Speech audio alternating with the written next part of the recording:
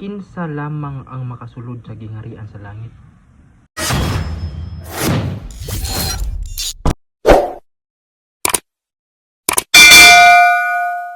Maayong buntag mga higala, ug mao kini atong topic mga higala, ang adlaw sa kaluwasan o adlaw sa Ginoo.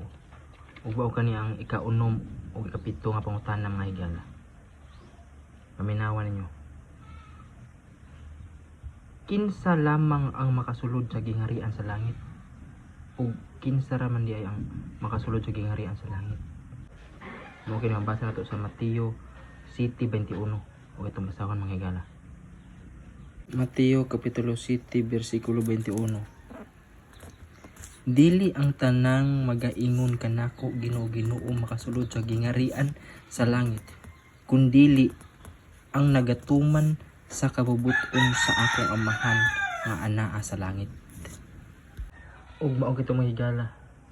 Ang ato lang nabasa sa Mateo 21 nga dili di ang tanan nga magatawag og Ginoo makasulod sa gingharian sa langit, kundi ang magasunod lamang sa kaubuton sa Dios, kung sa katuyang kaubuton iyang mga sugo na po ka sugo niya o sa gingon sa Ginoo sa kawan ni 15, kung nahigugma kamo sa Ginoo tumanan ninyo akong mga sugo.